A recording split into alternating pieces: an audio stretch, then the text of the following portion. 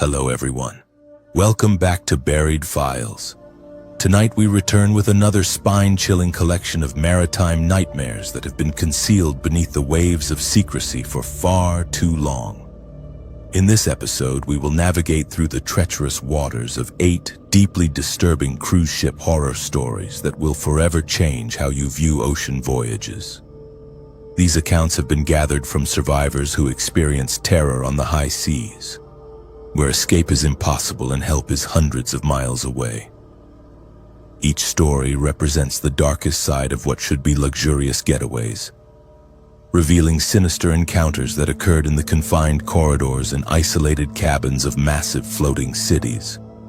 From mysterious cabin intrusions to supernatural crew members, from reality-bending deck discoveries to medical experiments conducted in international waters, these tales expose the horrifying truth that some passengers never truly disembark.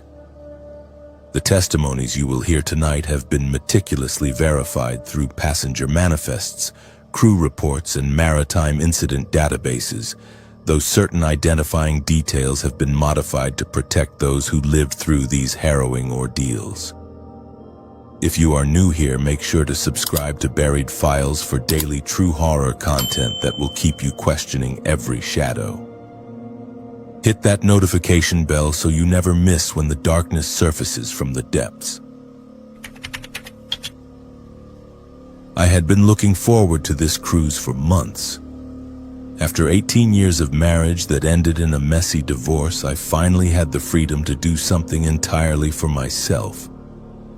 I booked a 7-night Caribbean cruise on the Celestial Horizon, choosing an interior cabin to keep costs down. What I saved on the room I planned to spend on shore excursions and maybe some much-needed retail therapy. My name is Madison Torres. I am 38 years old and I live in Phoenix, Arizona. I work as a paralegal at a family law firm, so I see the aftermath of broken relationships every day. This cruise was supposed to be my celebration of independence, my chance to rediscover who I was without someone else defining me. The first 2 days went exactly as I had hoped. I attended the fitness classes, tried my hand at the rock climbing wall, and even signed up for salsa lessons. I ate at different restaurants each night, savoring the freedom to choose whatever I wanted without having to consider someone else's preferences. I felt lighter than I had in years, as if the weight of my failed marriage was finally lifting from my shoulders. I made casual conversation with other passengers, but mostly enjoyed the solitude. For the first time in decades, I was completely accountable to no one but myself. My cabin was on deck 6 midship, which meant it was relatively quiet despite being an interior room. The cabin steward, a friendly young man from the Philippines named Rico, had been attentive without being intrusive. He cleaned the room each morning while I was at breakfast and left the traditional towel animals that made me smile.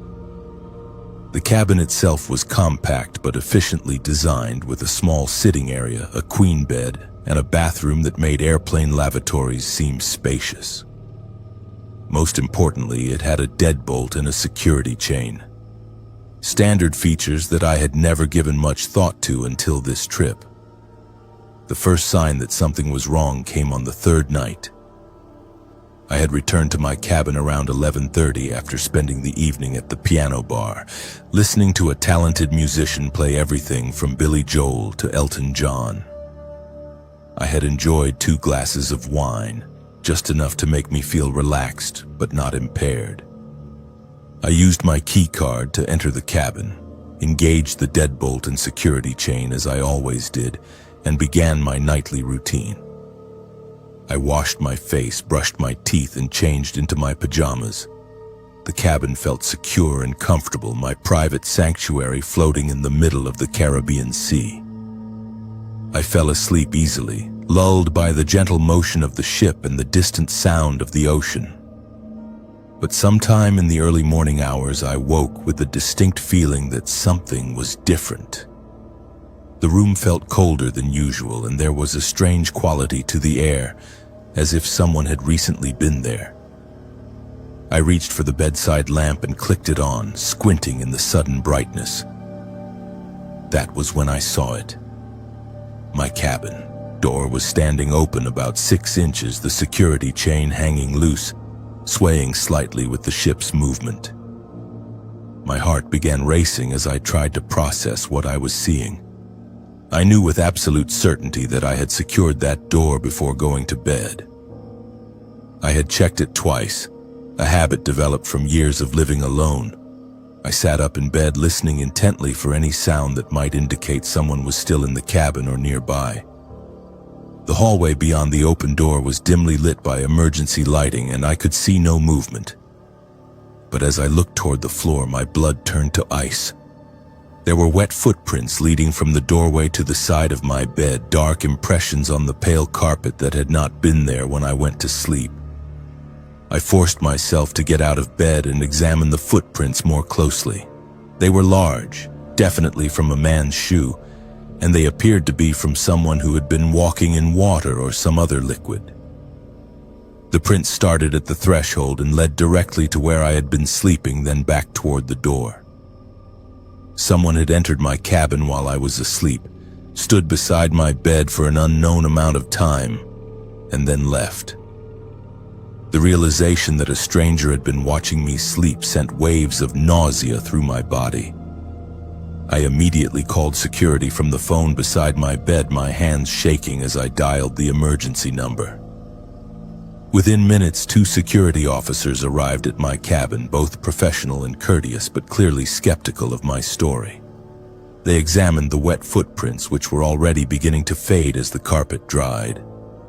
They checked the door mechanism and found no signs of forced entry. When I insisted that I had secured the deadbolt and chain, they suggested that perhaps I had forgotten in my tired state, or that the ship's movement had somehow caused the mechanisms to disengage. The head of security, a woman named Officer Martinez, assured me that they would review the hallway cameras for the time period in question.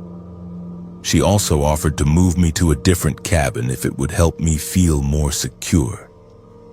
I declined the room change, partly out of stubbornness and partly because I did not want to let fear dictate my actions. Officer Martinez promised to have extra patrols in my corridor for the remainder of the cruise and gave me her direct number to call if anything else unusual occurred. The next morning, Officer Martinez contacted me with the results of their investigation. The hallway cameras had malfunctioned between midnight and 4 a.m., showing only static during the exact time window when the intrusion would have occurred. She found this suspicious but admitted there was no concrete evidence of foul play.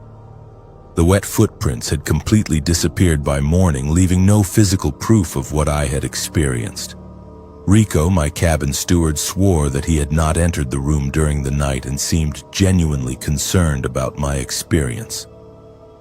I tried to put the incident behind me and enjoy the rest of my vacation, but I found myself constantly looking over my shoulder and checking and rechecking my door locks. I spent the 4th day exploring the ship's library and attending a cooking demonstration, activities that kept me busy and around other people. That evening, I joined a group of solo travelers for dinner, grateful for the company and conversation. I returned to my cabin around 10 p.m., deliberately earlier than the previous night, hoping that an earlier bedtime might prevent another incident. Once again, I secured the door carefully, testing both the deadbolt and chain multiple times. I even placed a chair against the door as an additional barrier, though I knew it would not stop someone with a keycard. I left a light on in the bathroom and kept the television on at low volume, hoping that signs of activity might deter any potential intruder. Despite my precautions, I had difficulty falling asleep, listening to every sound in the hallway and startling at the normal creaks and groans of the ship. I woke again in the early morning hours, this time to find something even more disturbing than an open door. My door was still securely locked and chained, exactly as I had left it. But on the small table beside my bed, someone had left a single red rose and a handwritten note. My hands trembled as I picked up the note, which was written in neat block letters on ship stationery. It read, "You look so peaceful when you sleep. I hope you are enjoying your vacation as much as I am enjoying watching you." This time, when I called security, Officer Martinez arrived within 3 minutes, accompanied by 2 additional officers.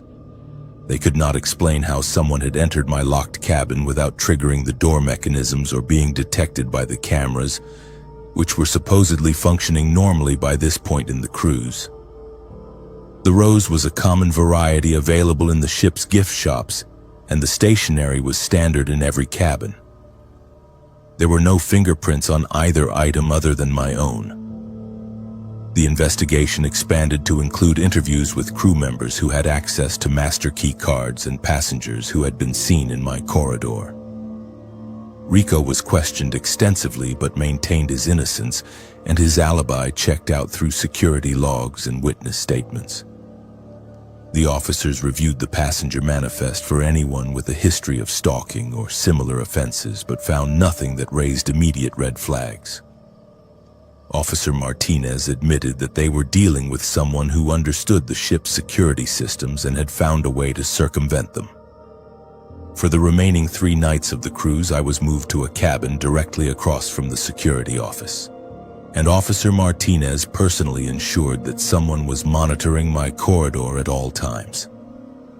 I also began sleeping with a chair wedged under the door handle and my phone ready to dial security at the first sign of trouble.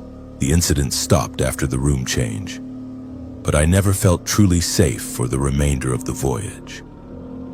On the final morning, as I was packing to disembark, Rico knocked on my door to deliver my final towel animal and retrieve his tip. As he was leaving, he turned back and said something that chilled me to the bone. He mentioned that the passenger in my original cabin had been asking about me, wanting to know which excursions I had booked and what my plans were for the final day.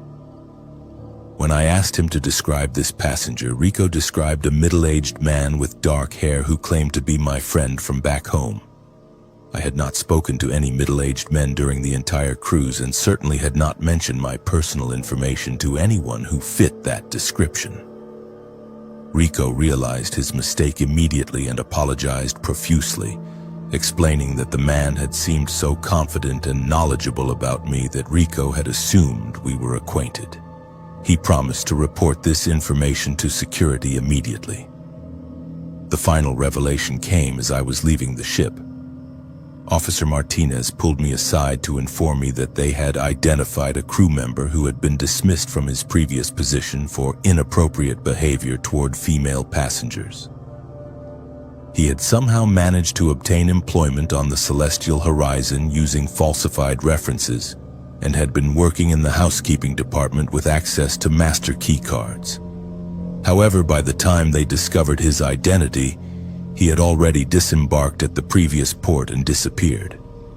As I finally stepped off that ship and onto solid ground, I realized that my celebration of independence had become something entirely different.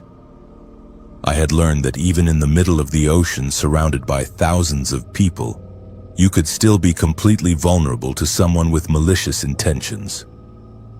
The experience had taught me to trust my instincts and never dismiss signs of danger, no matter how impossible they might seem.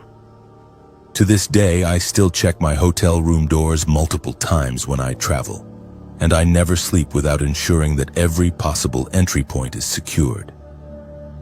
The memory of those wet footprints and that handwritten note serves as a constant reminder that predators can find you anywhere, even in places where you should feel safe and protected. My name is Patricia Nguyen, and I live in Houston, Texas, where I work as a pediatric nurse at Texas Children's Hospital. The reason I am sharing this story is not because I expect anyone to believe it, but because I need to document what happened to my family during what was supposed to be a celebration of my grandmother's 80th birthday. Our extended family had planned this cruise for over a year, booking 14 cabins on the oceanic grandeur to accommodate everyone from my elderly aunts to my youngest cousin's newborn baby. It was meant to be a once-in-a-lifetime gathering, a chance for 3 generations to create memories together on a beautiful ship sailing through the Eastern Caribbean. The planning had been extensive and expensive. My Aunt Linda, who organized family events with military precision, had spent months coordinating everyone's schedules and ensuring that all the cabins were located on the same deck so we could easily visit each other. She had requested Deck 7 specifically because it was high enough to have good ocean views but low enough to avoid excessive elevator waits with elderly family members. When we received our cabin assignment 6 weeks before departure, everything seemed perfect. The family was distributed across cabins 7A through 7N, a neat row that would make it easy for my grandmother to visit everyone without having to navigate the complexities of a massive cruise ship. The first sign that something was wrong came when we were checking in at the terminal in Fort Lauderdale. My Aunt Linda had arrived early, as was her habit, and was going through the cabin assignments with the guest services representative to ensure everything was correct. She had brought along the ship's deck plan that she had downloaded from the cruise line's website, and she was marking off each cabin location as the representative confirmed the reservations. That was when the representative, a young woman named Jessica, paused and looked confused. According to Jessica's computer system, there was no cabin 7B listed on Deck 7. In fact, the cabin numbers on that deck went directly from 7A to 7C, with no 7B in between. Linda insisted that she had specifically requested and been assigned cabin 7B for my elderly Aunt Rose, who needed to be close to the elevator but away from high traffic areas. Jessica pulled up the ship's official deck plan on her computer, and indeed there was no 7B shown on the diagram. The cabins were numbered sequentially, but 7B simply did not exist according to the ship's records. Linda was understandably frustrated and demanded to speak with a supervisor. The supervisor, a man named Robert with 20 years of cruise industry experience, reviewed the situation and confirmed that there had been some sort of administrative error. According to him, cabin 7B had never existed on the Oceanic Grandeur, and he could not explain how Linda had been able to book a non-existent cabin. He assured her that they would resolve the situation by upgrading Aunt Rose to a comparable cabin on a different deck at no additional charge. But Linda was not satisfied with this explanation. She had the original confirmation email on her phone, clearly showing the booking for cabin 7B, along with the deck plan she had downloaded months earlier that definitely included 7B between 7A and 7C. Robert examined the email and admitted that it appeared legitimate, complete with the cruise line's official formatting and confirmation numbers. However, he maintained that their current system showed no record of such a cabin ever existing, and suggested that perhaps there had been a website error or outdated information that had since been corrected. The rest of the family arrived at the terminal while this discussion was ongoing, and soon everyone was involved in trying to solve the mystery of the missing cabin. My cousin David, who works in information technology, examined the deck plan on his laptop and confirmed that online resources now showed no cabin 7B. However, my Aunt Rose distinctly remembered seeing 7B on the deck plan when she had reviewed the family's cabin assignments just 2 weeks earlier. She even had notes in her planner about which cabin was hers, written in her careful handwriting. Cabin 7B, Deck 7, port side near elevator. Eventually, we had to accept Robert's solution and allow Aunt Rose to be relocated to Deck 6. But the incident had left several family members unsettled, particularly those who were certain they had seen 7B on the ship's layout during the planning process. As we boarded the ship and made our way to our cabins, Linda suggested that we should explore Deck 7 together to see for ourselves how the cabin numbering actually worked. What we discovered was even more confusing than the check-in experience had been. Walking along the port-side corridor of Deck 7, we found Cabin 7A, then immediately next to it, Cabin 7C. But the space between them seemed wrong somehow. The corridor appeared to be wider than it should be, and there was a section of wall that looked different from the rest, as if it had been modified or covered over. The carpet pattern was also slightly mismatched in that area, with a newer section that did not quite align with the older surrounding flooring. My cousin David, being naturally curious and somewhat skeptical of the official explanation, began examining the wall area more closely. He noticed that the wall panels in the questionable section were attached differently than the others, with screws instead of the decorative fasteners used elsewhere. More intriguingly, he could feel air movement along the bottom edge of one panel, suggesting that there might be a hollow space behind it. When he pressed against the panel, it seemed to give slightly, as if it were not securely attached to a solid surface. Linda, who had been taking photos of the corridor to document the discrepancy, noticed something else unusual. The room numbers on either side of the corridor did not align properly with the space available. Based on the standard cabin size throughout the ship, there should have been enough room for an additional cabin between 7A and 7C, yet the corridor appeared to have been designed as if that space did not exist. The emergency evacuation map posted at the end of the corridor showed the same gap, with cabin numbers jumping from 7A to 7C. That evening, several family members experienced strange occurrences that we initially attributed to the excitement and unfamiliarity of being on a cruise ship. Aunt Rose, who had been relocated to Deck 6, complained that she could hear voices and movement from the cabin directly above hers on Deck 7, even though that location should have been the non-existent Cabin 7B. My Uncle Frank, staying in Cabin 7A, reported that his bathroom seemed unusually cold and that he occasionally heard what sounded like running water from the direction of the adjoining wall. The most disturbing incident occurred around 2 a.m. when my teenage nephew Marcus was returning to his family's cabin after visiting the 24-hour buffet. As he walked down the Deck 7 corridor, he noticed that the door to Cabin 7B was standing open, with light spilling out into the hallway. Curious and somewhat confused, since he knew that cabin was supposed to not exist, Marcus approached the doorway and looked inside. What he saw defied logical explanation. The cabin appeared to be fully furnished and occupied, with personal belongings scattered around and evidence of recent use. There were suitcases on the bed, toiletries in the bathroom, and family photos displayed on the small desk. Most shocking of all, there were people inside. An elderly couple sitting on the small sofa, reading books and appearing completely normal. When Marcus cleared his throat to get their attention, the woman looked up and smiled, asking if he was enjoying his cruise. Startled and confused, Marcus mumbled a response and quickly backed away from the doorway. But as he turned to leave, he heard the woman mention that they were celebrating their 50th wedding anniversary, and that this was their third cruise on the Oceanic Grandeur. Marcus practically ran back to his family's cabin, but when he tried to explain what he had seen, the adults dismissed it as a case of mistaken location, or perhaps a crew cabin that he had misidentified. The next morning, Marcus insisted on showing his father the mysterious cabin, but when they returned to the corridor, there was no door where 7B should have been.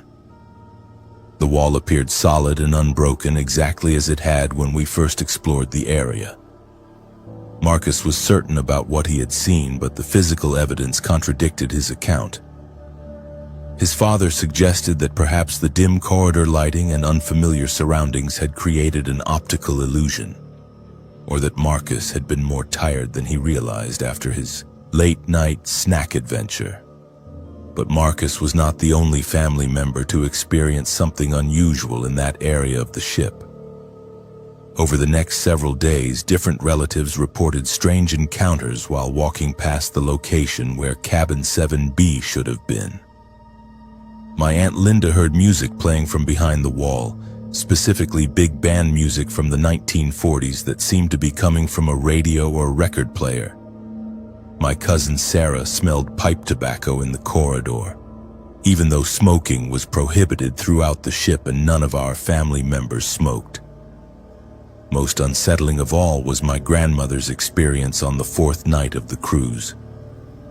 She had been unable to sleep and decided to take a short walk in the corridor to help herself relax. As she approached the area between cabins 7A and 7C, she saw a woman about her own age standing in front of what appeared to be a cabin door.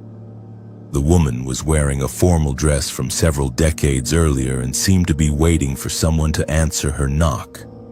My grandmother, being naturally social and concerned about a fellow elderly passenger who might be lost or confused, approached the woman and asked if she needed assistance. The woman turned and smiled, explaining that she was waiting for her husband to finish getting ready for the formal dinner that evening. She mentioned that they always dressed up for the captain's dinner, even though it made them a bit late for the evening's activities. What disturbed my grandmother was not the conversation itself, but the gradual realization that the woman was describing events from decades in the past. She mentioned the ship's band playing songs that had not been popular since the 1960s, and she referenced dining room procedures that were no longer used on modern cruise ships. When my grandmother mentioned that the current date was 2023, the woman looked confused and insisted that it was 1967 and that she and her husband were on their honeymoon cruise. As their conversation continued, my grandmother began to notice other troubling details. The woman's clothing, while elegant, appeared to be fading or becoming translucent. Her voice seemed to be coming from a great distance, even though she was standing just a few feet away. Most disturbing of all, when my grandmother looked down at the floor, she could see the corridor carpeting through the woman's shoes, as if she were not entirely solid. The encounter ended abruptly when the woman suddenly looked alarmed and insisted that she had to return to her cabin because her husband would be worried. She walked directly toward the wall between cabin 7A and 7C, and instead of stopping or turning away, she simply disappeared into the solid surface as if it were an open doorway. My grandmother stood alone in the corridor, staring at the blank wall and trying to process what she had just witnessed. The next morning, my grandmother shared her experience with the family, and we decided that we needed to investigate further. Linda contacted the ship's guest services and requested a meeting with someone who could provide historical information about the vessel.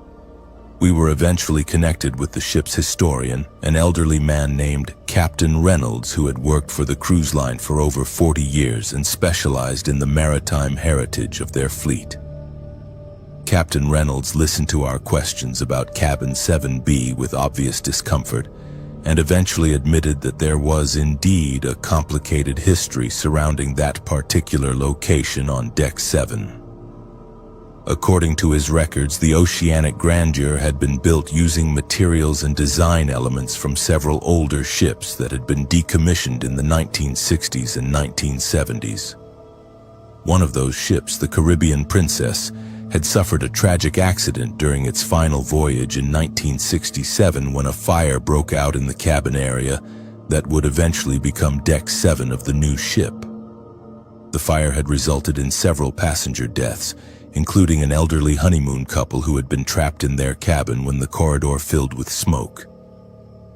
Captain Reynolds explained that when the new ship was constructed, the designers had deliberately omitted cabin 7B from the layout as a tribute to the passengers who had died in that location on the original vessel.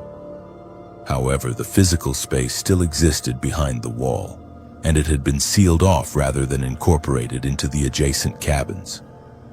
What Captain Reynolds could not explain was how passengers in the present day were experiencing interactions with people who had died over 50 years earlier. He acknowledged that there had been occasional reports of unusual activities in that area of the ship, but the cruise line generally attributed such incidents to passenger imagination or the disorienting effects of being at sea.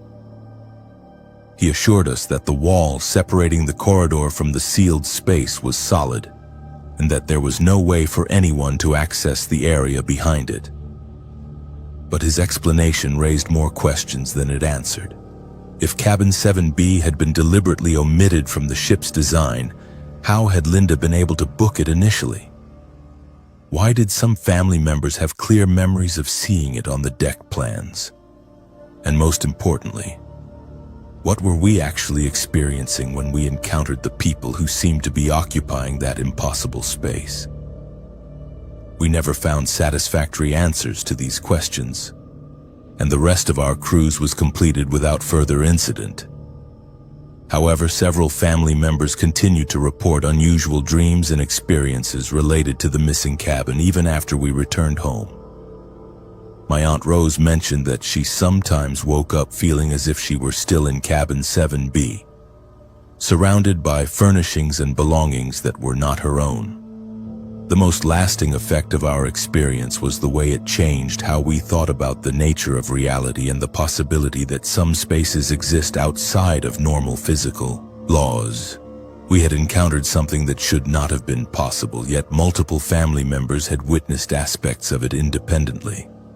Whether we had experienced a supernatural phenomenon, a dimensional anomaly, or something else entirely, we could not deny that Cabin 7B had somehow existed for us, even though it was not supposed to be there. To this day, none of us can fully explain what happened during that cruise, but we all agree that some mysteries are too complex to be resolved through conventional investigation. The missing cabin remains a family legend, a reminder that the world contains more strange and inexplicable phenomena than most people are willing to acknowledge. My name is Jake Morrison, and I have been working on cruise ships for the better part of 12 years. I grew up in Portland, Maine, in a family where the sea was not just our livelihood but our heritage. My father worked the lobster boats, my grandfather before him, and when I decided I wanted to see more of the world than the rocky coast of Maine, cruise ships seemed like the natural progression. I started as a junior engineer and worked my way up to senior maintenance technician, specializing in the massive diesel engines that power these floating cities across the oceans. The work is demanding, often thankless, and always takes place in the bowels of the ship where passengers never venture. While they dance and dine above, we ensure that the lights stay on, the air conditioning runs, and the massive propulsion systems keep turning. It is hot, noisy, and sometimes dangerous work, but I have always found satisfaction in keeping these mechanical marvels operational. The engine room of a modern cruise ship is a cathedral of steel and machinery, with engines the size of small buildings and systems so complex that it takes years to fully understand them all. I joined the crew of the Royal Majesty in February of 2023, signing on for a 6-month contract that would take us through the Caribbean, Mediterranean, and Northern European routes. The ship was relatively new, launched just 3 years earlier, with state-of-the-art engines and computerized systems that made the older vessels I had worked on seem primitive by comparison. The engineering crew consisted of 8 men from various countries, and we worked in rotating shifts to ensure 24-hour coverage of the critical systems. The night shift was my preference, running from midnight to 8 a.m. During these hours, the ship settled into a different rhythm. The passengers were asleep, the entertainment venues were closed, and the crew areas took on an almost peaceful quality despite the constant thrum of the engines.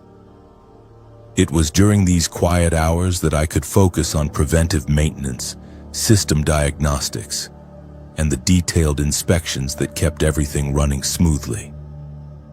I had been working nights for so many years that I had become naturally nocturnal, sleeping during the day while the ship buzzed with activity above.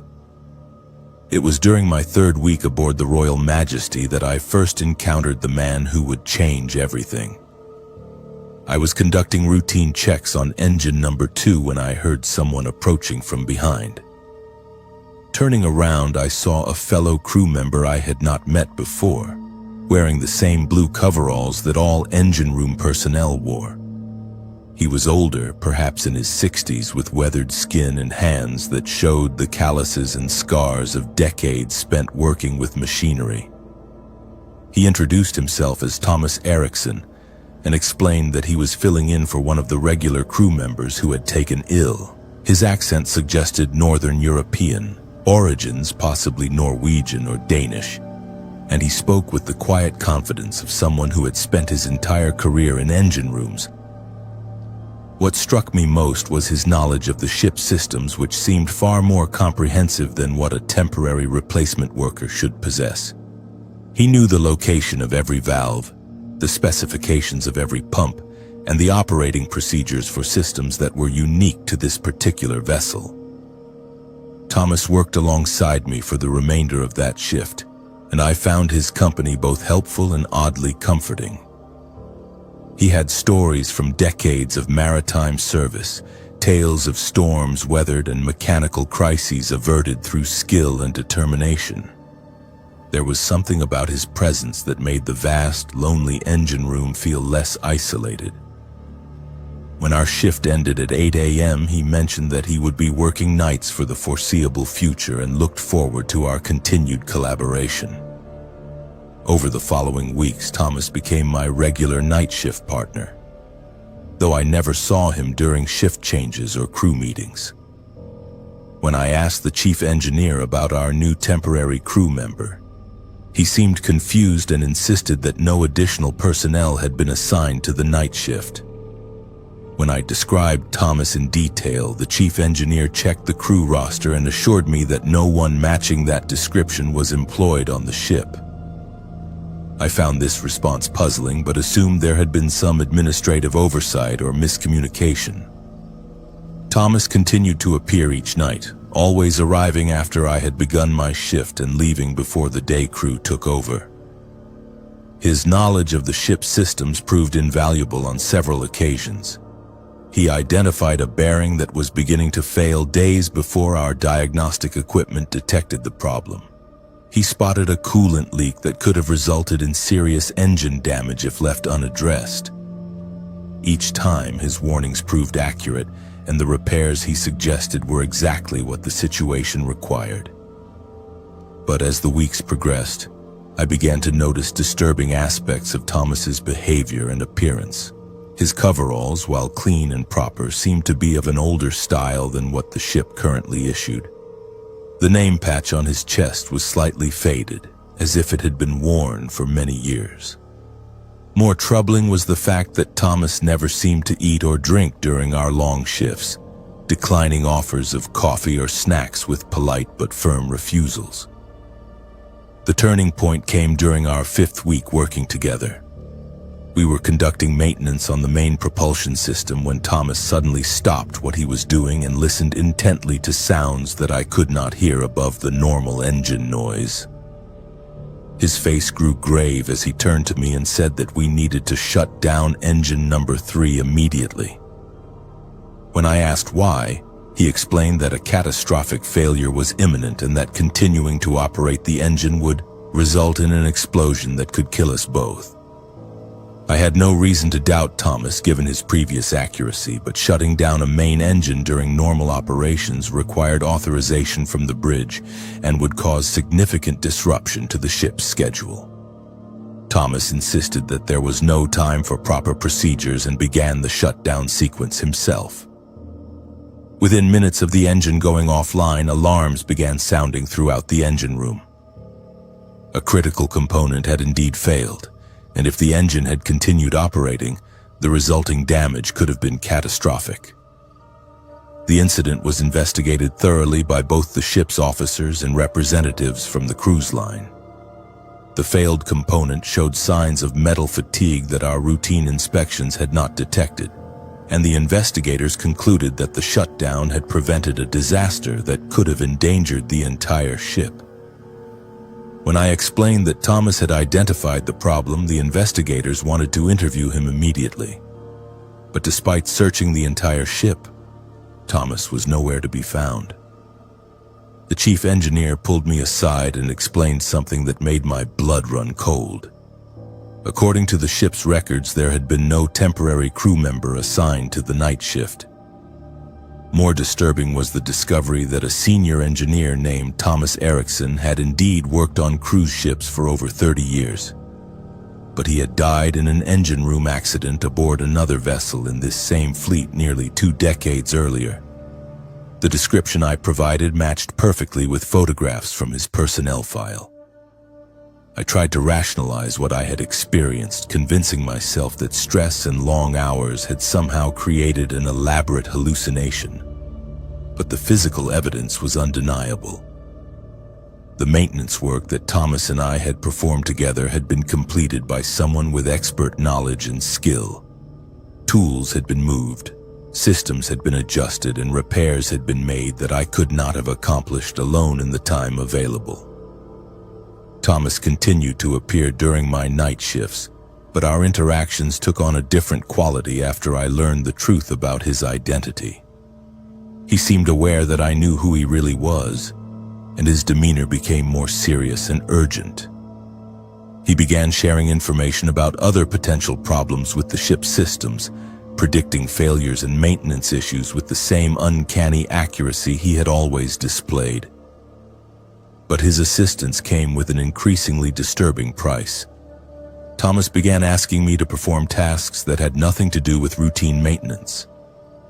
He wanted me to adjust settings on critical systems, to bypass safety protocols, and to make modifications that could affect the ship's navigation and stability. When I refused or questioned these requests, Thomas would become agitated and insistent, explaining that these changes were necessary to prevent disasters that only he could foresee. The situation reached a crisis point during my 8th week aboard the Royal Majesty. Thomas appeared more solid and real than ever before, but his requests had become demands that bordered on threats. He insisted that I shut down the ship's main electrical grid for exactly 17 minutes while he made adjustments to systems I was not authorized to access. When I refused, Thomas grabbed my arm with surprising strength and insisted that hundreds of lives depended on my cooperation. For the first time since our initial meeting, I felt genuine fear in Thomas's presence. The helpful, knowledgeable engineer had been replaced by something desperate and potentially dangerous. I realized that whatever Thomas had become in the years since his death, he was no longer entirely benevolent. His desire to prevent disasters had evolved into an obsession that might itself become the source of the very catastrophes he claimed to want to prevent. I made the difficult decision to request a transfer to the day shift, citing personal reasons that I could not fully explain to my superiors. The chief engineer accommodated my request, though he expressed concern about my apparent stress and suggested that I consider taking some shore leave to recover from what had obviously been a challenging assignment. On my final night shift, Thomas appeared one last time. He seemed to understand that I would no longer be working the midnight hours, and his expression was one of disappointment rather than anger. Before disappearing into the maze of pipes and machinery, he warned me that the ship would face its greatest crisis within the next lunar cycle, and that without his guidance, the outcome would be beyond anyone's ability to prevent. I completed my contract aboard the Royal Majesty and transferred to another vessel, but I continued to monitor news reports about the ship. Exactly 28 days after my last encounter with Thomas, the Royal Majesty experienced a major engine room fire that required emergency evacuation of passengers and crew. No lives were lost, but the ship was severely damaged and remained in dry dock for months of repairs. I never returned to night shift work after my experience with Thomas Erickson. The encounter taught me that some prices are too high to pay, even for the most valuable assistance. The dead, I learned, do not always rest peacefully, and their unfinished business can become a burden for the living that grows heavier with each passing day. My name is Trevor Williams, and I work as a financial advisor in Nashville, Tennessee. I married my college sweetheart Ashley 3 years ago, and we had planned our honeymoon cruise to the Mediterranean as the perfect way to celebrate our new life together. We booked a 7-night voyage on the majestic Voyager, departing from Barcelona and visiting ports throughout Italy and France. Ashley had spent months researching the ship and planning every detail of our itinerary, from shore excursions to dinner reservations at the specialty restaurants. This was meant to be the trip of a lifetime, our first major adventure as husband and wife. The majestic Voyager was an impressive vessel, one of the newer ships in the fleet with 15 passenger decks offering everything from rock-climbing walls to Broadway-style shows. Ashley and I had requested a midship cabin on Deck 8, close enough to the main activities but high enough to avoid the noise from the lower decks. Our cabin had a small balcony overlooking the ocean, and we spent our first evening watching the sun set over the Mediterranean while sipping champagne and planning the next day's exploration of the ship. Ashley had brought along multiple copies of the ship's deck plan, which she had annotated with notes about restaurants, bars, and activities she wanted to try. She approached our honeymoon with the same methodical planning that had made her successful in her career as a project manager. I found her enthusiasm endearing, even if I preferred a more spontaneous approach to vacation planning. We agreed that we would spend the first full day at sea exploring the ship together, getting our bearings before we reached our first port in Rome. The morning of our second day dawned clear and calm, with barely a breeze disturbing the surface of the Mediterranean. After breakfast, Ashley pulled out her deck plans and suggested that we start at the top of the ship and work our way down, systematically visiting each deck to get a complete picture of what the majestic Voyager had to offer. We began on Deck 15, which housed the rock-climbing wall and sports court, then worked our way down through the various entertainment and dining venues. It was on Deck 12 that we encountered the first discrepancy between Ashley's carefully researched deck plans and the actual layout of the ship.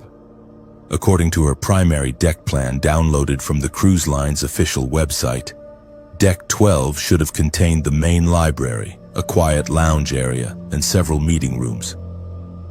However, when we reached Deck 12 using the central elevator bank, we found ourselves in what appeared to be an outdoor recreation area with shuffleboard courts and a putting green. Ashley was immediately concerned that we had somehow gotten lost or confused about our location, but the deck number was clearly marked on the elevator landing, and the emergency evacuation maps confirmed that we were indeed on Deck 12. She pulled out a second deck plan that she had printed from a different source, and this one showed the outdoor recreation area exactly as we found it. When she compared the two plans side by side, she realized that they were substantially different, not just in small details but in major layout features. Thinking that perhaps one of the deck plans was outdated or from a different ship in the same class, Ashley suggested that we visit the guest services desk to get an official current deck plan. The guest services representative, a friendly woman named Maria, provided us with what she assured us was the most current and accurate deck plan available. However, when Ashley compared this third version to the two she already had, she discovered that it differed from both of them in significant ways. Most puzzling was the fact that all three deck plans showed different information for several decks, but they were particularly inconsistent about Deck 13. Ashley's original plan showed Deck 13 as containing a spa and fitness center. The second plan indicated it was a crew-only area, and the official plan from guest services showed it as a combination of retail shops and a small casino. Intrigued by these discrepancies and somewhat frustrated by the lack of reliable information, Ashley suggested that we investigate Deck 13 directly to determine which plan was accurate. When we reached Deck 13 using the same central elevator bank, we discovered something that none of the deck plans had prepared us for. The elevator doors opened onto what appeared to be an outdoor promenade deck, complete with deck chairs, planters full of flowers, and a stunning view of the Mediterranean Sea. The area was beautifully maintained and clearly designed for passenger use, but it was completely empty despite the perfect weather and the fact that it was mid-morning when many passengers would typically be seeking outdoor relaxation areas. The most striking feature of this deck was the quality of light, which seemed different from what we had experienced elsewhere on the ship. Despite the fact that it was clearly daytime, the light had a soft, golden quality that reminded me of late afternoon or early evening. The shadows cast by the deck furniture and planters seemed longer and more defined than they should have been given the position of the sun. Ashley noticed this unusual lighting immediately and commented that it made the entire deck feel like it existed in a different time zone. As we explored this unexpected outdoor area, we encountered other passengers who were enjoying the peaceful atmosphere. There was an elderly couple reading books in deck chairs near the railing, a middle-aged woman doing watercolor painting at a small table, and several other individuals who appeared to be relaxing and enjoying the ocean view. What struck us as odd was that none of these passengers acknowledged our presence, despite our walking directly past them and Ashley's attempts to make friendly conversation. The elderly couple in particular seemed oblivious to our presence. When Ashley stopped near their chairs and commented on the beautiful weather, they continued reading without any response or even a glance in our direction. The woman painting looked up briefly when I accidentally bumped into her table, but her gaze seemed to pass right through me as if I were not there. It was as if we were invisible to the other passengers on this deck. Or perhaps they were somehow invisible to us except visually. Ashley and I spent about an hour exploring this mysterious deck, trying to understand how it could exist when none of the official deck plans had accurately described it. We took numerous photos of the area, including shots of the deck number signs and the emergency evacuation information posted near the elevators. The signs confirmed that we were on deck 13, but the evacuation map showed a layout that matched none of the 3 deck plans Ashley had collected. When we finally decided to return to our cabin to review our photos and plan the rest of our exploration, we discovered that the elevator bank we had used to reach deck 13 was no longer accessible from that location. The area where the elevators should have been was now occupied by a solid wall with decorative paneling. Ashley and I searched the entire perimeter of the deck, looking for any elevator or stairway that would allow us to leave, but we found no exits other than the solid railing that surrounded the outdoor area. Growing concerned about our situation, I tried to use my cell phone to call guest services, but discovered that I had no signal despite the fact that the ship's communication systems had been working perfectly throughout our voyage. Ashley's phone also showed no signal, and neither of our phones could connect to the ship's internet service. It was as if this deck existed in a communication dead zone, isolated from the rest of the ship's systems. After nearly 2 hours of searching for an exit, Ashley and I were beginning to feel genuinely trapped when she noticed something that had not been there when we first arrived. Near the center of the deck, there was now a narrow stairway leading downward, constructed of the same materials as the rest of the ship but appearing somehow newer or more recently installed. The stairway had not been there during our initial exploration, and neither of us could explain how it had appeared. With few other options available, we decided to use the mysterious stairway to leave deck 13. The stairway led down 1 level and opened onto deck 12, but not the outdoor recreation area we had visited earlier. Instead, we found ourselves in the library and quiet lounge area that Ashley's original deck plan had indicated should be located on this deck. The layout matched her first deck plan exactly, contradicting what we had seen during our earlier visit to this same location.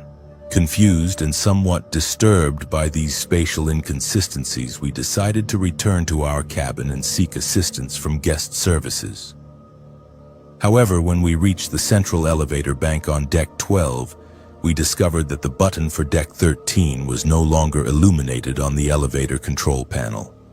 In fact, the elevator seemed to skip directly from deck 12 to deck 14, as if deck 13 no longer existed as an accessible destination.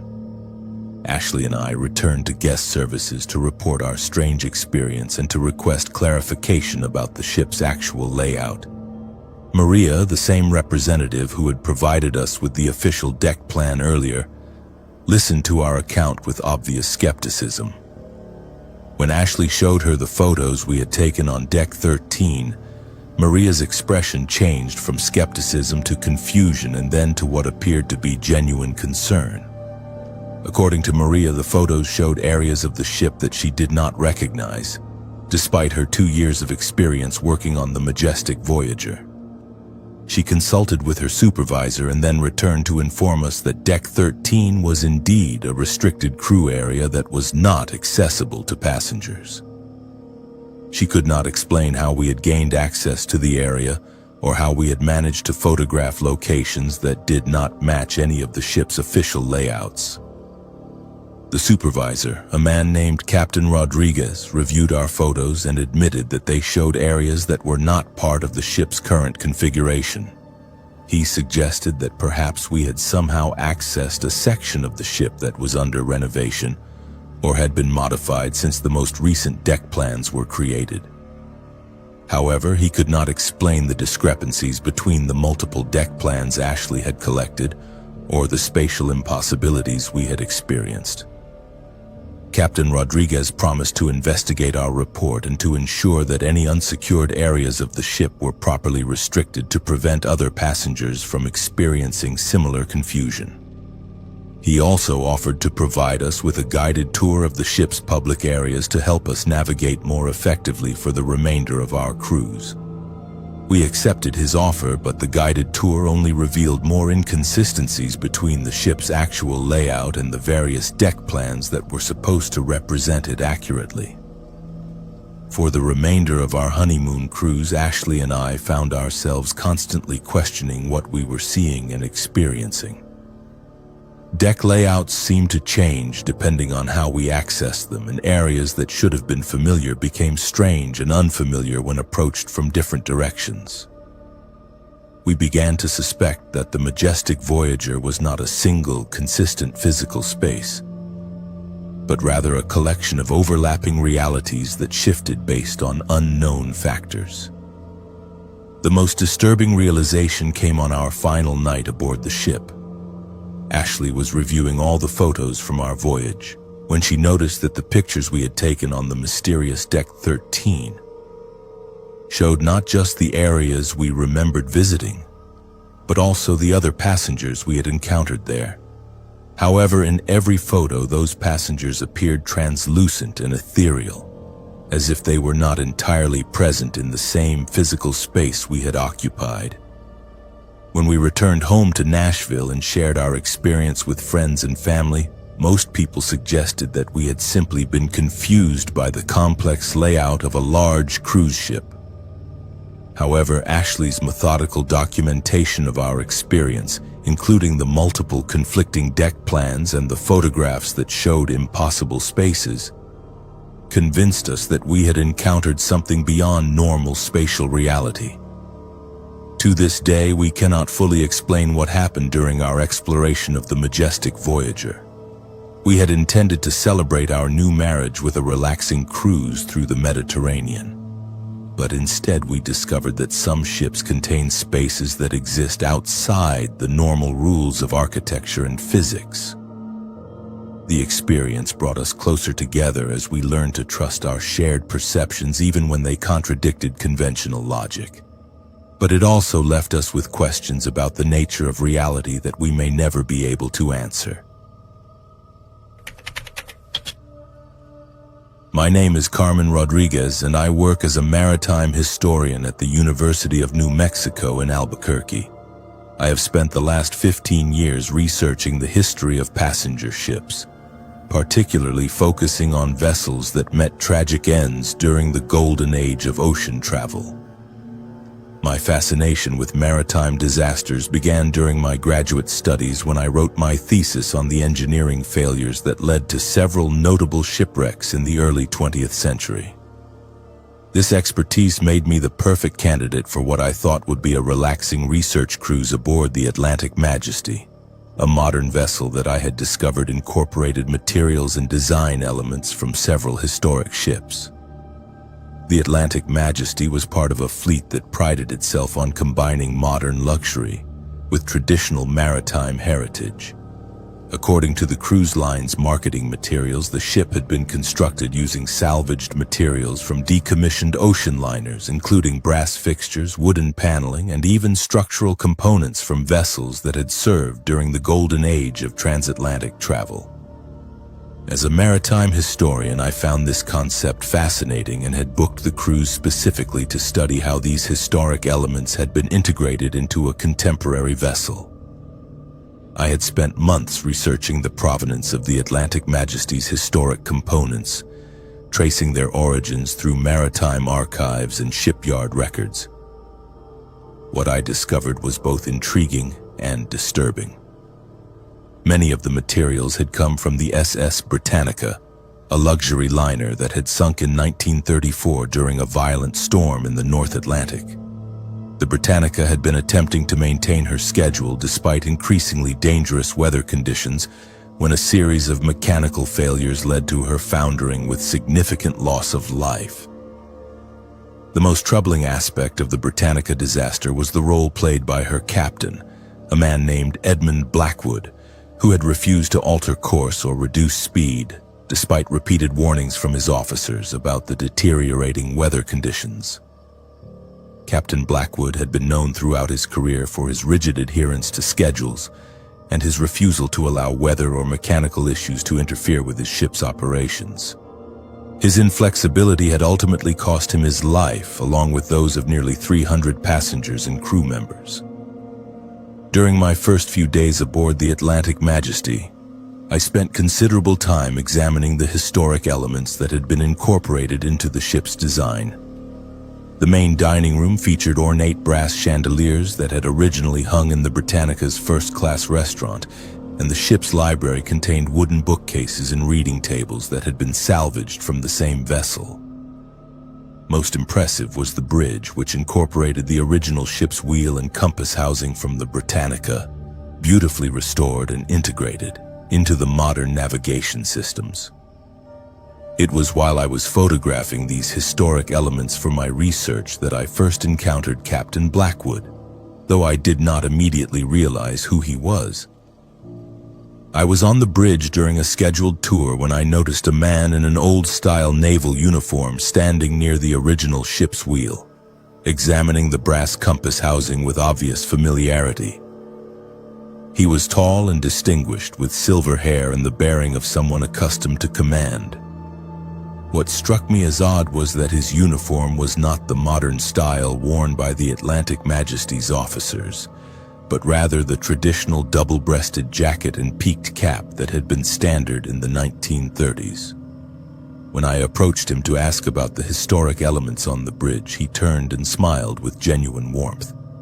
He introduced himself simply as Captain Blackwood and began sharing detailed information about the brass fixtures and their original installation on what he called my previous command. His knowledge was encyclopedic, including technical specifications and maintenance procedures that I had not been able to find in any of my archival research. He spoke with obvious affection about the craftsmanship and attention to detail that had gone into the original construction. As our conversation continued, I began to notice details about Captain Blackwood that seemed inconsistent with his being a member of the Atlantic Majesty's crew. His uniform, while immaculate, appeared to be authentic vintage rather than a modern reproduction. More disturbing was his casual reference to events and people from the 1930s as if they were recent occurrences. He mentioned weather patterns and shipping routes that had not been used for decades, and he spoke about other ships and their captains using present tense as if they were still actively sailing. When I asked Captain Blackwood about his current role aboard the Atlantic Majesty, his response was evasive but troubling. He explained that he had been reassigned to ensure that the ship maintained proper standards and that her schedule was not compromised by unnecessary delays or deviations. He spoke with obvious pride about his reputation for punctuality and his commitment to getting passengers to their destinations on time regardless of challenging conditions. Over the following days, I encountered Captain Blackwood several more times, always in areas of the ship that featured historic elements from the Britannica. He seemed to be conducting inspections of these areas, checking the condition of brass fixtures and examining the integration of historic components with modern systems. During these encounters, he began sharing increasingly detailed information about proper ship operations, emphasizing the importance of maintaining course and speed even when conditions became difficult.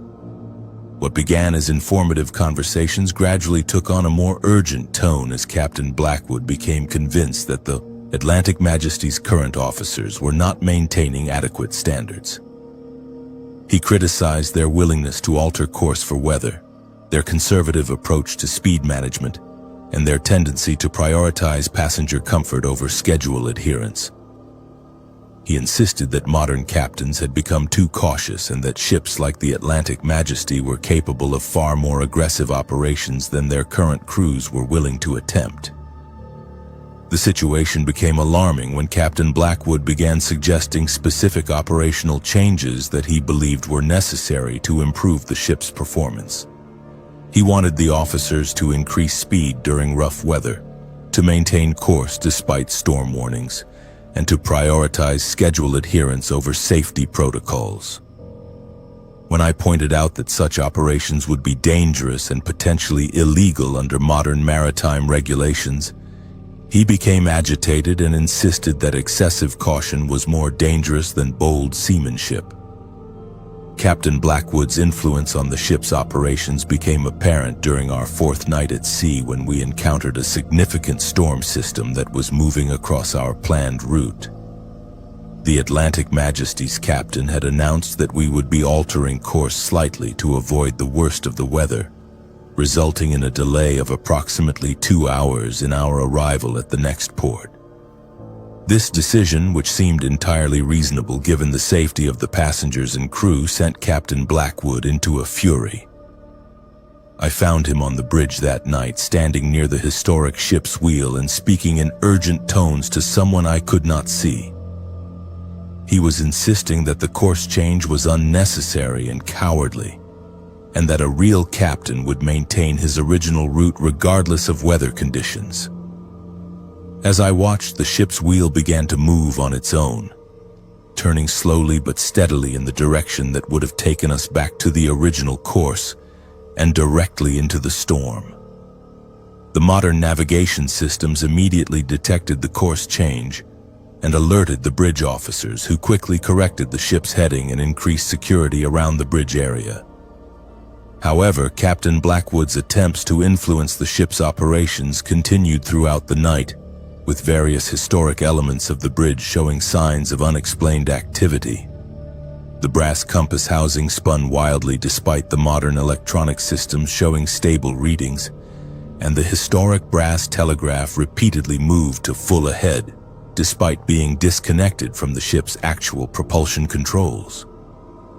The most terrifying incident occurred near dawn when Captain Blackwood appeared to gain more substantial influence over the ship's systems. The Atlantic Majesty suddenly increased speed and began turning toward the heart of the storm, despite the bridge officers' attempts to maintain the safer course. For nearly 10 minutes, the modern navigation system seemed to be overridden by some force that was determined to take the ship directly into the most dangerous weather conditions.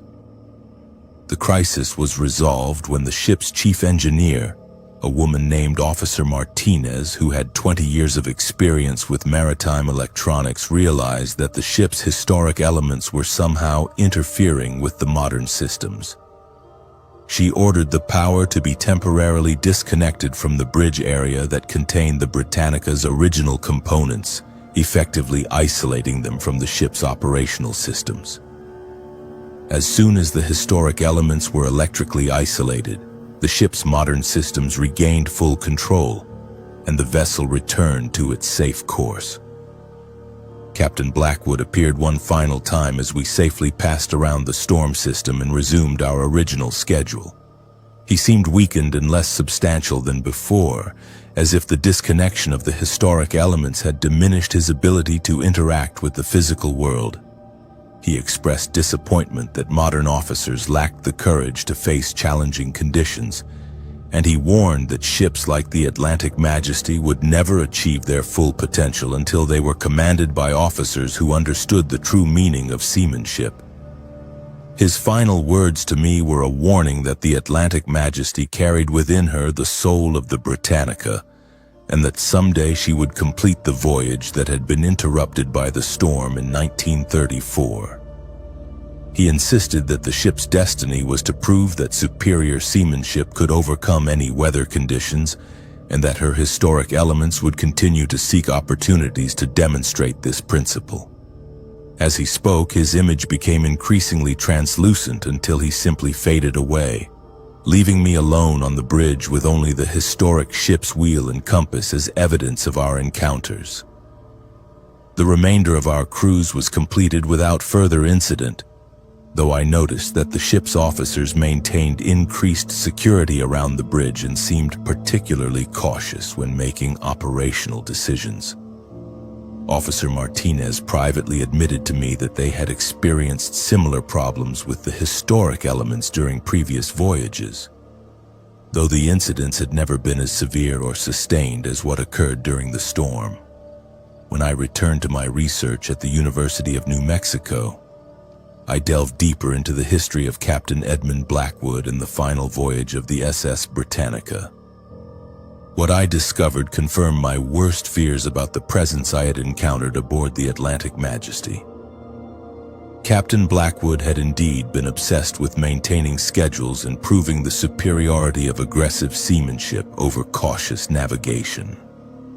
His refusal to acknowledge the limitations imposed by weather and mechanical systems had not only cost him his life, but had also condemned him to an eternal quest to complete the voyage that his arrogance had made impossible. The experience aboard the Atlantic Majesty taught me that some elements of maritime history carry more than just physical remnants of the past. When ships are built using materials from vessels that met tragic ends, they may also inherit the unfinished business and unfulfilled obsessions of those who died with them. The dead, I learned, do not always rest peacefully, especially when their final moments were defined by stubbornness, pride, and the refusal to accept defeat. Today, I continue my research into maritime history, but I am much more cautious about the vessels I choose to study. The Atlantic Majesty remains in service, though I understand that the cruise line has since removed many of the historic elements from operational areas of the ship. Captain Blackwood may still be aboard, waiting for another opportunity to prove that his way of seamanship was correct, but at least he no longer has direct access to the systems that could allow him to endanger modern passengers in pursuit of his obsessive goals. My name is Dylan O'Brien, and I have been working as a waiter aboard cruise ships for the past 4 years. I grew up in Boston, Massachusetts, where my family ran a small restaurant in the North End for 3 generations. Working in the hospitality industry was second nature to me. But when the family restaurant closed during the pandemic, I decided to take my skills to sea and explore the world while earning a living. The pay was decent, the travel opportunities were incredible, and I enjoyed the structured environment of cruise ship dining operations. I joined the crew of the Oceanic Serenity in March of 2023, assigned to work in the main dining room during the dinner service. The ship was one of the newer vessels in the fleet, accommodating nearly 3,000 passengers across 14 decks. The main dining room was an impressive space with soaring ceilings, crystal chandeliers, and seating for over 800 guests across 2 levels. During dinner service, the room buzzed with conversation, laughter, and the gentle clink of silverware against china as passengers enjoyed their meals while the ship glided through whatever waters we happened to be crossing. The dining room operated on a traditional cruise ship schedule, with 2 dinner seatings each evening at 6 p.m. and 8:30 p.m. I was assigned to the early seating, serving a section of approximately 30 tables in the starboard area of the main level. My passengers were a mix of families, couples, and solo travelers, most of whom were friendly and appreciative of good service. The work was demanding, requiring quick movement between tables, precise timing for course service, and the ability to maintain a pleasant demeanor even when dealing with difficult guests or kitchen delays. During my first few weeks aboard the Oceanic Serenity, I noticed a particular group of passengers who always dined together at a large round table in the center of my section. The table was set for 8 people, and the same individuals occupied it every evening during the 6 p.m. seating. What struck me as unusual was not their consistency in dining together, but rather their behavior during the meal service. Unlike every other table in the dining room, this group never seemed to actually eat their food. The 8 passengers at the table appeared to be 4 couples, all middle-aged to elderly, well-dressed in formal cruise attire that seemed slightly outdated compared to what other passengers typically wore. They would order from the menu each evening, making selections that suggested normal appetites and preferences.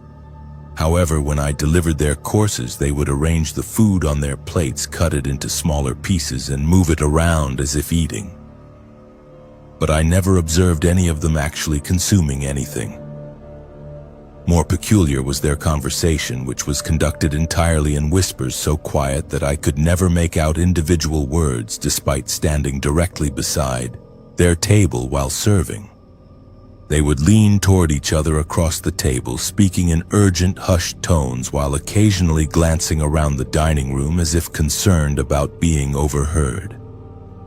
Their body language suggested intense discussion, but the volume was so low that their conversations were completely inaudible even during the quieter moments between courses.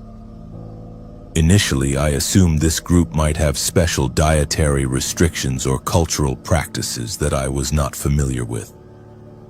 Some passengers brought their own medications or supplements that affected their appetites, and others had religious or cultural reasons for unusual dining behaviors. I made sure to provide them with exceptional service, checking frequently to ensure they had everything they needed, and offering assistance with menu modifications or special requests. However, as the weeks progressed, I began to notice more disturbing aspects of their dining behavior.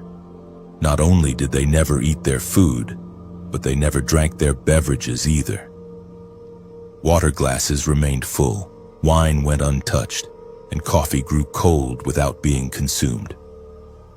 At the end of each meal, their plates would be artfully arranged to look as if food had been eaten, but the total quantity on each plate remained essentially unchanged from what I had originally served. What made this behavior even more unsettling was the fact that other passengers in the dining room began to take notice of the mysterious group. I observed diners at nearby tables glancing over with obvious curiosity, and some even changed their conversation topics to whisper about the strange behavior they were witnessing. The group seemed oblivious to this attention, continuing their whispered conversations and elaborate food rearrangement ritual, without acknowledging that they had become a source of fascination for other guests. The situation escalated during my 5th week aboard the ship when I noticed that the group was growing larger. What had started as 8 passengers had somehow expanded to 10, then 12, and eventually 16 people crowded around what had originally been a table for 8. The additional guests appeared to be other passengers from the dining room who had quietly joined the group, abandoning their original tables to participate in whatever was happening at the center table. The new additions to the group immediately adopted the same behavior patterns as the original members.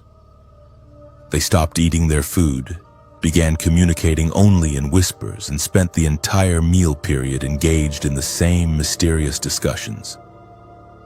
Most disturbing was the fact that these passengers seemed to lose their individual personalities once they joined the group, becoming indistinguishable from the original members in terms of their mannerisms and behavior. As more passengers joined the center table, the atmosphere in the entire dining room began to change.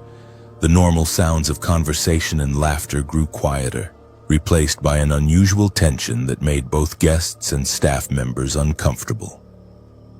Other diners began finishing their meals more quickly and leaving the dining room earlier than usual, as if eager to escape the oppressive atmosphere that seemed to emanate from the growing group. The most alarming development came during my 7th week aboard the ship, when I realized that every passenger who joined the mysterious group was staring directly at me throughout the entire meal service. Regardless of where I was in the dining room or which table I was serving, I could feel their collective gaze following my movements. When I looked in their direction, all 16 pairs of eyes would be fixed on me with an intensity that made my skin crawl. Their staring was not casual or intermittent, but constant and unwavering. Even when I was serving tables on the opposite side of the dining room, I could sense their attention focused on me like a physical weight. The feeling was so oppressive that I began making excuses to leave the dining room during service, taking frequent breaks in the galley or finding reasons to assist other waiters in different sections of the ship. The situation reached a crisis point when I discovered that the group's influence was spreading beyond the main dining room. Passengers who had joined the mysterious table began appearing in other areas of the ship, always in small clusters, always engaged in the same whispered conversations. I encountered them in elevators, corridors, and public spaces, standing in small groups and watching me with the same intense, unwavering stare. Most terrifying was the realization that these passengers were no longer participating in any of the ship's normal activities. They did not attend shows, visit the casino, participate in deck activities, or go ashore at ports. Instead, they seemed to spend all their time either at the dining room table or standing in small groups throughout the ship, engaged in their endless whispered discussions while maintaining their constant surveillance of my activities. The breaking point came during a dinner service in my 8th week, when I approached the center table to take their orders and discovered that none of them would speak to me directly. Instead of providing their meal selections, they simply stared at me in complete silence while continuing their whispered conversations among themselves. When I asked specific individuals what they would like to order, they acted as if I were not there, looking through me as if I were invisible. Despite their refusal to place orders, the kitchen somehow received instructions to prepare meals for the entire group. When I asked the head waiter how the kitchen knew what to prepare, he looked confused and insisted that I had submitted the orders myself through the normal system. However, I had no memory of taking any orders from the group, and I certainly had not entered anything into the ordering system. The meals that arrived from the kitchen were unlike anything I had seen served in the dining room before. Instead of the standard cruise fare, the plates contained elaborate presentations of food that looked beautiful but somehow artificial, as if they were made from wax or plastic rather than actual ingredients. The colors were too vibrant, the textures too perfect, and the arrangements too artistic to be normal food. When I delivered these strange meals to the center table, the group members began their usual ritual of rearranging the food without eating it. However, this time their movements were perfectly synchronized, as if they were performing a carefully choreographed dance. Every cut, every movement of the fork, every gesture was executed in perfect unison by all 16 members of the group. As I watched this synchronized performance, I began to understand that what I was witnessing was not a meal at all, but some kind of ritual. The whispered conversations, the refusal to eat, the constant staring, and now the synchronized movements all pointed to a purpose that had nothing to do with dining and everything to do with some darker objective that centered around me. The ritual reached its climax when all 16 members of the group suddenly stopped their synchronized movements and turned to stare at me with an intensity that was physically painful. For the first time since I had been serving them, they spoke in normal voices, and their words chilled me to the bone. In perfect unison, they said, "We have been waiting for you to understand. Now that you do, you can join us willingly, or we will find another way to make you part of our purpose." I fled the dining room immediately, abandoning my section and my responsibilities to the other passengers I was supposed to be serving. I went directly to the crew quarters and requested an immediate meeting with the ship's security officer, a woman named Commander Hayes who had 20 years of experience dealing with unusual passenger behavior. When I explained what I had experienced, she listened with obvious concern and promised to investigate the situation immediately. Commander Hayes accompanied me back to the dining room, but when we arrived, the center table was empty and set for normal service as if nothing unusual had ever occurred. The 16 passengers who had been part of the mysterious group were nowhere to be found, and the other diners in the room were behaving normally, enjoying their meals and engaging in typical cruise ship conversations. Over the following days, Commander Hayes conducted a thorough investigation, reviewing security footage and interviewing other staff members who worked in the dining room. However, the surveillance cameras had somehow malfunctioned during the exact time periods when the mysterious group had been present, showing only static or blank screens during those crucial hours. None of the other waiters or dining room staff had any memory of the unusual behavior I described, insisting that the center table had been occupied by normal passengers throughout the cruise. I completed my contract aboard the Oceanic Serenity, but I never returned to work in the main dining room.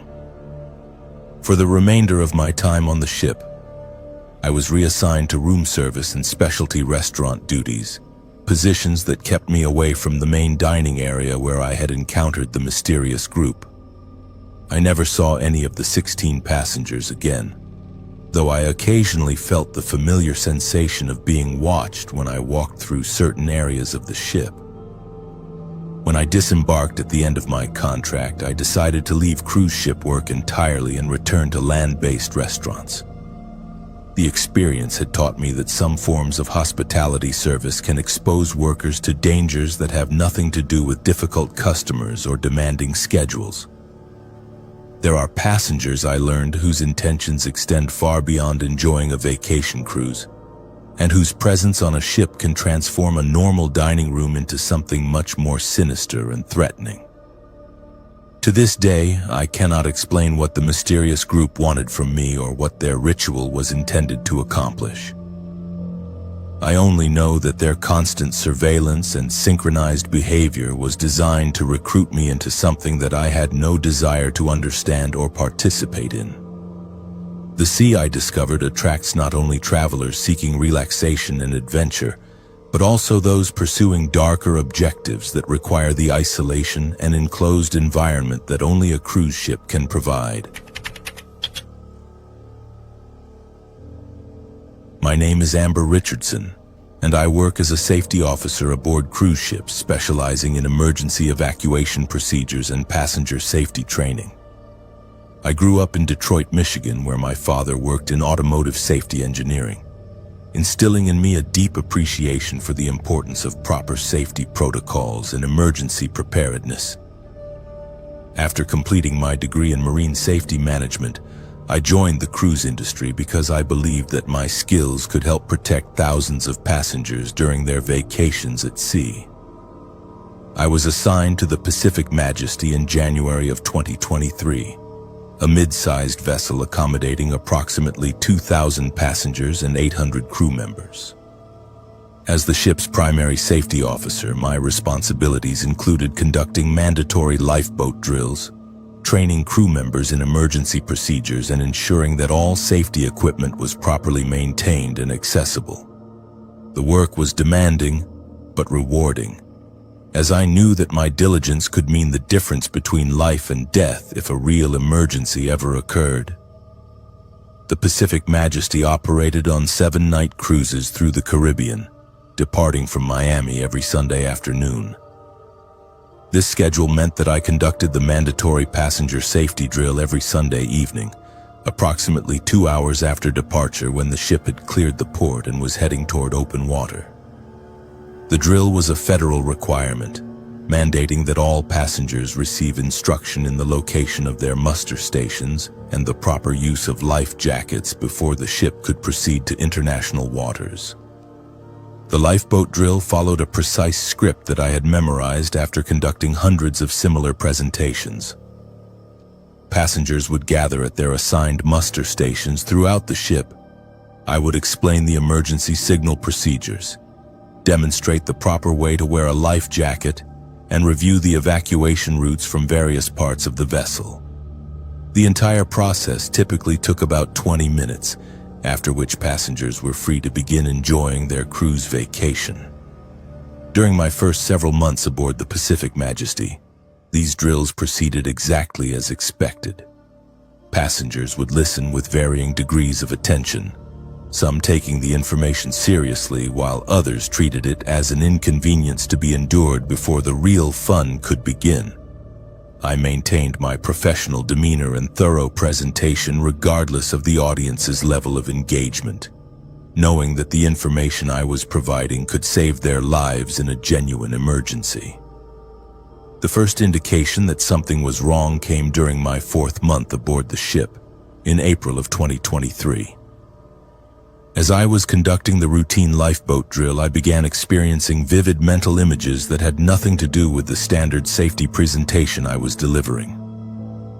While explaining the location of life jackets, I suddenly saw a clear vision of the Pacific Majesty listing severely to port, with passengers screaming and rushing toward the lifeboats in panic. The vision was so realistic and intense that I momentarily lost track of my presentation, pausing mid-sentence as I watched the horrific scene unfold in my mind. The passengers at the muster station looked at me with concern, clearly noticing that something was wrong. I recovered quickly, apologizing for the brief distraction and continuing with the standard drill procedure. But the images remained vivid in my memory long after the presentation was completed. Initially, I attributed this experience to stress or fatigue. Working aboard a cruise ship involves long hours and irregular sleep schedules, and I assumed that my mind was simply processing the potential dangers that were always part of my professional awareness. However, during the next week's drill, the visions returned with even greater intensity and detail. This time I saw not just the general chaos of an emergency evacuation, but specific individuals among the passengers who were attending my current presentation. In my vision, I watched as Mrs. Henderson from Texas struggled to put on her life jacket correctly, exactly as she had struggled during the actual drill just minutes earlier. I saw Mr. and Mrs. Garcia from California helping an elderly gentleman reach his lifeboat, and I witnessed a group of college students from Florida who were initially making jokes about the drill but became terrified when the real emergency began. What made these visions particularly disturbing was their specificity and accuracy regarding details I should not have known. I saw passengers wearing clothing that I had not yet observed them in, and I witnessed interactions between people who had not yet met each other during the current cruise. The visions seemed to be showing me events that had not yet occurred but that felt absolutely certain to happen. As the weeks continued, my visions during the lifeboat drills became increasingly detailed and horrifying. I began to see not just the initial emergency and evacuation, but the tragic outcomes for specific passengers. I watched elderly passengers who could not move quickly enough being left behind as water rushed into lower decks. I saw families separated in the chaos, with children crying for parents who were trapped in different sections of the ship. Most heartbreaking of all, I witnessed passengers who died because they had not paid attention during my safety presentation and did not know how to properly use their emergency equipment. The emotional impact of these visions was devastating. I found myself becoming personally invested in the fate of passengers I was seeing in my mind, feeling responsible for their survival even though the disasters I was witnessing had not actually occurred. I began modifying my safety presentations, emphasizing specific details and procedures that I hoped would help the passengers I had seen struggling in my visions. However, my attempts to prevent the tragedy I was foreseeing seemed to have the opposite effect. The more detailed and urgent my safety presentations became, the more vivid and horrifying my visions grew. It was as if my increased awareness of potential dangers was somehow creating more opportunities for disaster to occur. I began to suspect that my visions were not just predictions of possible futures, but that they were somehow connected to my role in creating the very emergency I was trying to prevent. The situation reached a crisis point during a drill in my 7th month aboard the Pacific Majesty. As I was explaining evacuation procedures to a group of passengers, I experienced the most detailed and terrifying vision yet. I saw the ship not just listing and taking on water, but actually sinking with hundreds of passengers still aboard. I watched lifeboats being launched partially empty while other boats were so overloaded that they capsized shortly after hitting the water. Most disturbing of all, in this vision I saw myself on the bridge with the ship's captain, and I was the one insisting that we abandon ship immediately, even though the damage was not yet severe enough to warrant such drastic action. In my vision, my panicked overreaction to a manageable emergency situation caused a premature evacuation order that resulted in far more casualties than the original problem would have caused. The realization that I might be the cause of the disaster I was trying to prevent filled me with horror and confusion. I began to question whether my visions were warnings meant to help me save lives, or whether they were somehow self-fulfilling prophecies that would come true because of my own actions in response to them. The uncertainty was maddening, as I could not determine whether I should trust my visions and act on them, or ignore them completely to avoid creating the very disasters they depicted.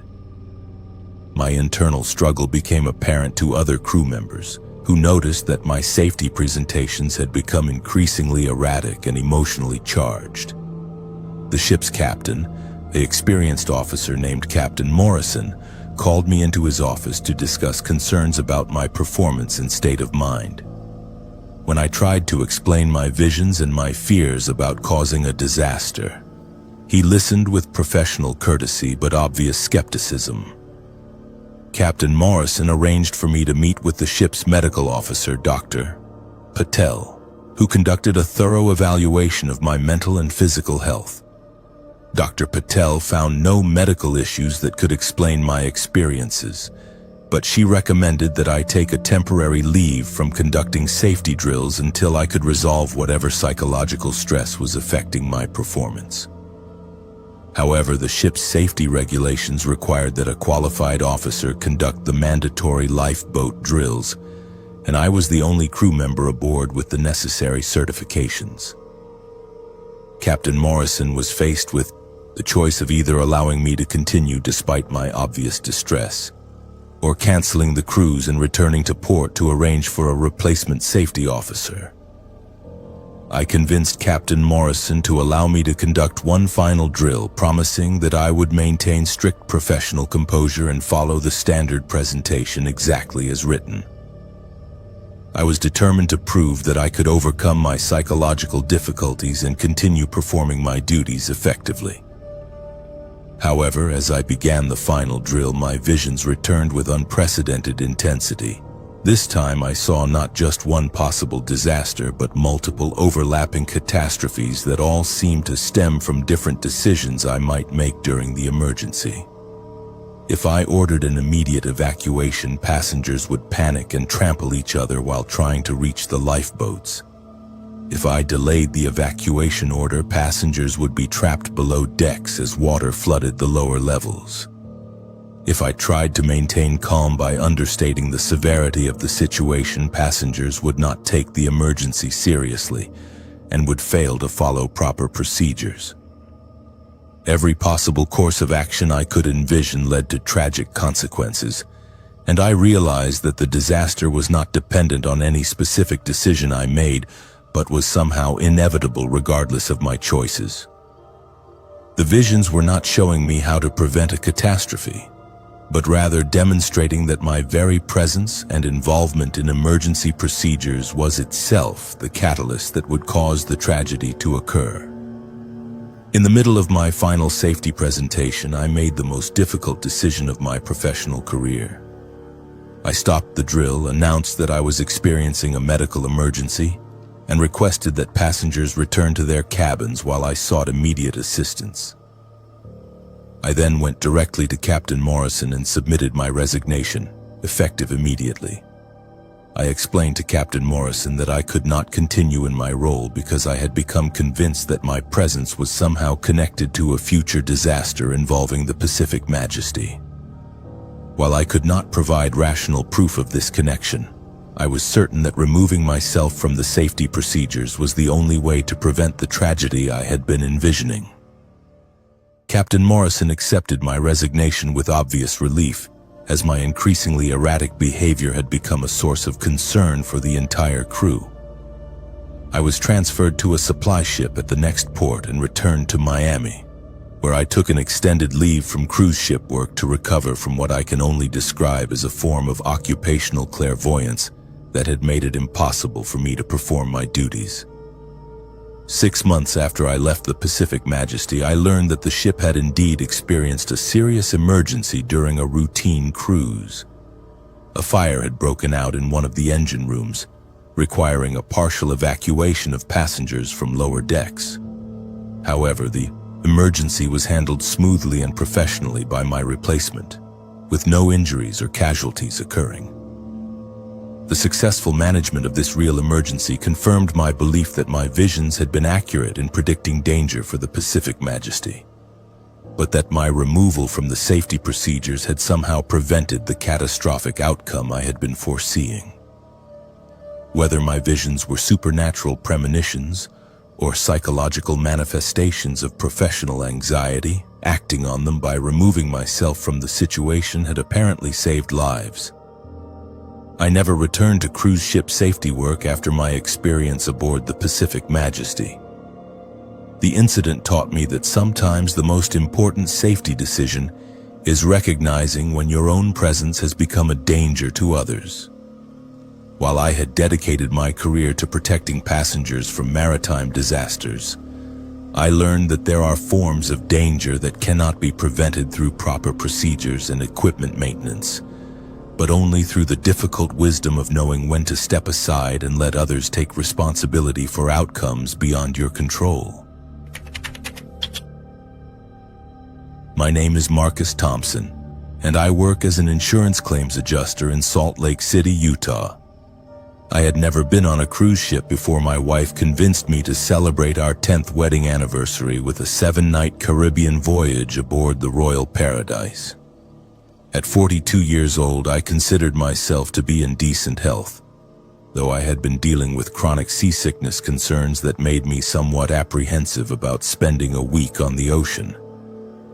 My wife Sarah assured me that modern cruise ships were equipped with advanced stabilization systems and comprehensive medical facilities to handle any health issues that might arise during our vacation. The Royal Paradise was an impressive vessel, one of the newest ships in the fleet, featuring state-of-the-art amenities and a medical center that the cruise line proudly advertised as being equivalent to a small hospital. The medical facility occupied an entire section of Deck 3, with examination rooms, a pharmacy, diagnostic equipment, and even a small surgical suite for emergency procedures. As someone who worked in the insurance industry, I was familiar with maritime medical protocols and was reassured by the apparent quality and scope of the ship's healthcare capabilities. Our cruise began smoothly with perfect weather and calm seas that alleviated my concerns about seasickness. Sarah and I enjoyed the first 2 days exploring the ship, attending shows and relaxing by the pool. However, on the third morning, I woke up feeling nauseous and dizzy, symptoms that I initially attributed to motion sickness despite the ship's smooth sailing conditions. Sarah suggested that I visit the medical center to get medication that would help me enjoy the rest of our anniversary cruise. The medical center was located in a quiet section of the ship, away from the main passenger areas and accessible through a discreet entrance that was marked only with a small medical cross symbol. When I arrived at the reception desk, I was greeted by a nurse named Jennifer who was professional and courteous, taking down my information and symptoms with practiced efficiency. She explained that seasickness was a common complaint and that the ship's doctor would be able to provide medication that would resolve my discomfort quickly and effectively. Dr. Hamilton, the ship's chief medical officer, was a middle-aged man with an authoritative demeanor and impressive credentials displayed prominently on his office wall. He conducted a thorough examination, asking detailed questions about my medical history, current medications, and the specific nature of my symptoms. What struck me as unusual was his particular interest in aspects of my health that seemed unrelated to seasickness, including questions about my family's medical history, any previous surgeries, and whether I had ever participated in clinical trials or experimental treatments. After completing his examination, Dr. Hamilton explained that my symptoms were indeed consistent with motion sickness, but that he wanted to run some additional tests to rule out other potential causes. He mentioned that the ship's medical center was participating in a research study approved by maritime health authorities, and that passengers who consented to participate could receive enhanced medical care at no additional cost. The research, he explained, involved testing new medications and treatment protocols that could benefit future cruise passengers who experienced similar health issues. The consent forms Dr. Hamilton provided were extensive and filled with medical terminology that was difficult for me to understand completely. However, the basic premise seemed straightforward. I would receive free treatment for my seasickness in exchange for allowing the medical staff to monitor my response to the medication and collect data about its effectiveness. Dr. Hamilton assured me that the medications being tested were already approved for use and that the research simply involved comparing different dosages and administration methods. I signed the consent forms and was given what Dr. Hamilton described as an advanced anti-nausea medication that would be administered through an IV drip to ensure rapid absorption and maximum effectiveness. The treatment was to be conducted in a private room within the medical center, where I would be monitored for several hours to ensure that the medication was working properly and that I experienced no adverse reactions. The treatment room where I was taken was unlike anything I had expected to find on a cruise ship. It resembled a high-tech laboratory more than a typical medical facility, with sophisticated monitoring equipment, computer workstations, and medical devices that seemed far more advanced than what would be necessary for routine passenger health care. The walls were lined with charts and diagrams that appeared to be related to neurological and psychological research rather than maritime medicine. Nurse Jennifer started the IV drip and explained that the medication would take several hours to reach full effectiveness, during which time I would need to remain in the treatment room for observation. She provided me with reading material and assured me that I would be checked on regularly throughout the process. However, as the medication began to take effect, I noticed that it was causing side effects that seemed inconsistent with standard anti-nausea treatment. Instead of simply relieving my seasickness, the medication was causing significant changes in my perception and cognitive function. Colors appeared more vivid, sounds seemed amplified, and I began experiencing mild hallucinations that made it difficult to distinguish between reality and imagination. When I mentioned these effects to Nurse Jennifer during one of her check-ins, she assured me that they were normal temporary side effects that would subside as my body adjusted to the medication.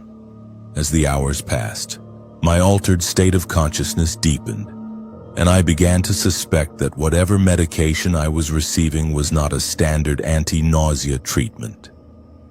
My thoughts became increasingly disorganized, and I found it difficult to maintain focus on simple tasks like reading or following conversations. Most disturbing was the realization that my memories of events from before the treatment were becoming unclear, as if the medication was affecting to access my own past experiences. During one period of relative clarity, I overheard a conversation between Dr. Hamilton and another medical staff member that revealed the true nature of what was happening to me. They were discussing dosages and monitoring protocols for what they referred to as experimental psychoactive compounds that were being tested on selected passengers without their informed consent. The research was not about seasickness medication at all, but rather involved testing the effects of mind-altering substances on unsuspecting subjects in the isolated environment of a cruise ship. The conversation I overheard made it clear that I was not the only passenger who had been subjected to these unauthorized experiments. Dr. Hamilton mentioned several other test subjects who were being monitored in different rooms within the medical center, and he discussed the need to ensure that none of the experimental subjects would retain clear memories of their experiences once the studies were completed. The medical staff were using the cruise ship's isolation and the passengers' trust in legitimate medical care as cover for conducting illegal human experimentation. As the medication continued to affect my cognitive function, I realized that my situation was far more dangerous than I had initially understood. The research study I had agreed to participate in was actually an elaborate cover for unethical medical experiments that could have permanent effects on my mental and physical health. The consent forms I had signed were likely fraudulent documents designed to provide legal protection for the researchers while concealing the true nature of their activities. Despite my impaired mental state, I knew that I needed to find a way to escape from the medical center and seek help from the ship's security officers or other authorities.